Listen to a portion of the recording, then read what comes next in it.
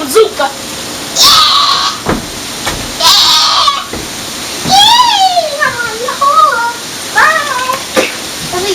Grandson. What? What you doing over there? I'm just playing with my toys. You don't want to. Why do you always have to? Oh, you always have to mess up your fun. I'm not trying to mess up your fun, son. You wanna come sit down? Let me tell you a story. No. Grandson, I want you to tell you a story about your heritage, about your life. You said, man, forget about that phone. Now, grandson, my real name is Buck Johnson, not Grandpa. I grew up in a time where us black people were not equal to the whites. I'm not talking slavery times now, I'm just talking the time where we got our employment under them. I earned my living being a gardener. I love plants. I love watching the process of a little seed slowly grow and turn into something alive and beautiful. Anyways, I worked for the Andersons for 10 years, but when Mr. Anderson's wife fell off her back and broke her pretty little neck, naturally he didn't care about his garden anymore. So I had to find another job. Luckily, Lily, a friend of my sister's, told me of a family she worked for named the Poes, whose gardener just broke his neck pushing a lawnmower. Now how he managed to do that, I would never know. Anyways, on the first day of my new job, I was expected to be greeted like the Andersons did me. I will never forget, with a glass of lemonade and a pat on the back. I wasn't greeted at all by the Poes. Instead, I was greeted by another black man my age, maybe younger. He told me his name was Martin and that he was the chauffeur. He was sent by Mr. Poe himself to show me what I was supposed to do. The work wasn't hard at all. The Andersons had me doing way more, but it didn't take me long to realize that something was not right about the Poes. But I couldn't put my finger on it. It wasn't until... Dear, you're never home anymore. You're never here. Dear, I just don't understand why you're never home. How do you not understand? I'm at work all day. But, dear, I feel so lonely sometimes, and I don't understand where my husband is. I'm at work and I'm providing for this family so he can live in this pretty little house. What do you do all day? You got servants doing everything for you. But I want a husband. Where's the man I felt in love with? You can't have a husband when he's at work all day, trying to let you live your life that you want to live. But the life I want to live has you in it. I got one word for you. Ungrateful. Edward.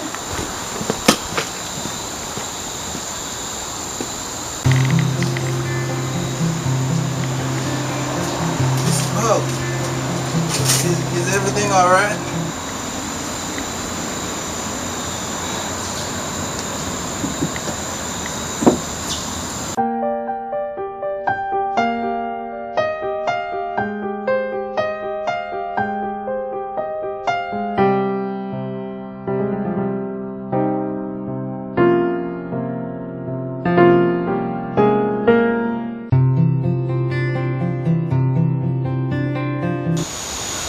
No, Mr. Poe. That wasn't the only time she made her advances on me. Another time was when I was out in the garden. Mrs. Poe, she called me and she said, "Bud, could you come in the house and help me fix the curtain wire?" I know she didn't want to fix no curtain wire, but I had no choice. I had to come, so I came. Once I got in there, she went in the bedroom and she started doing something I don't know. I went to the curtain, it was not broke. I said, "Mrs. Poe, the curtain not broke." She said, "But could you come in my room for a second and help me zip up my dress?" I did as I was told. Then she slowly turned around and she kissed me. Then she kissed me on my neck. I said, "No, Mrs. Poe." She said, "If you don't do it, boy, I fire you." So I kept going. We made love. Passionate, complete, bliss love. Mrs. Poe, Would you like anything to drink?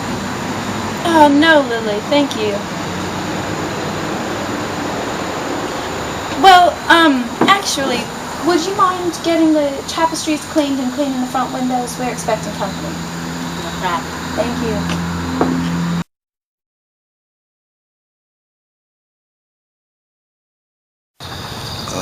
Hey there, Buck. How you doing? Hey there, Martin. How you doing? Oh, I'm not too bad, sir. Not too bad. Yeah. I just been admiring this flower. Look, it's so crazy how this one can stay so white while the rest of them green in there and the dye all around it. Well, how Mr. Poe doing? Mr. Poe's doing real good, mighty good. He's doing.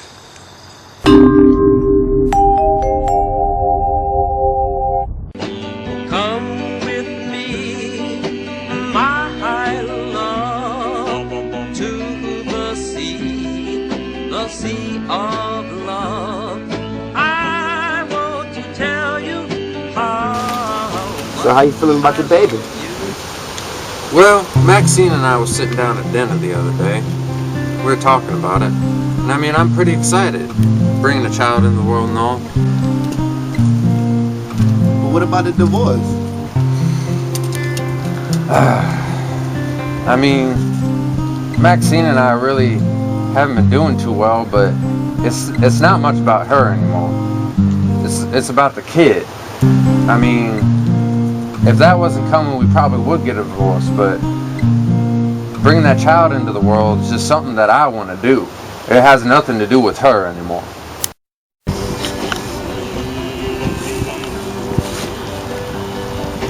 Do you remember when we met?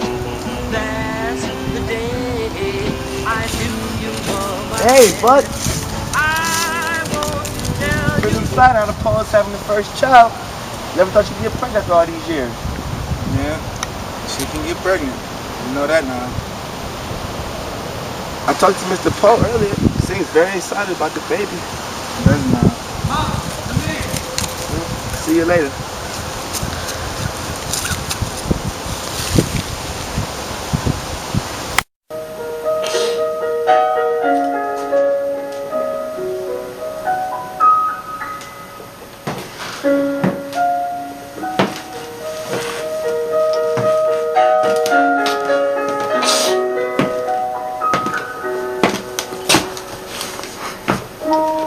Well, she had the baby.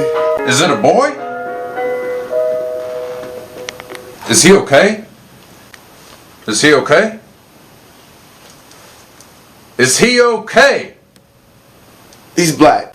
What? Mr. Poe told me and Mrs. Poe to leave and to never come back. Mrs. Poe screamed and begged. I can still hear her cries now. Ed, please, I'm sorry. I'm sorry, please. But Mr. Poe stood his ground. Keep my son here was all he said. So I gathered up my things and left, leaving Mrs. Poe screaming on her doorstep. I went back 7 years later just to see what my son grew up to be. He was playing in the yard. I walked up to him and reached out my hand. He was scared of me. Scared of his own father. Not a day goes by without me thinking about it.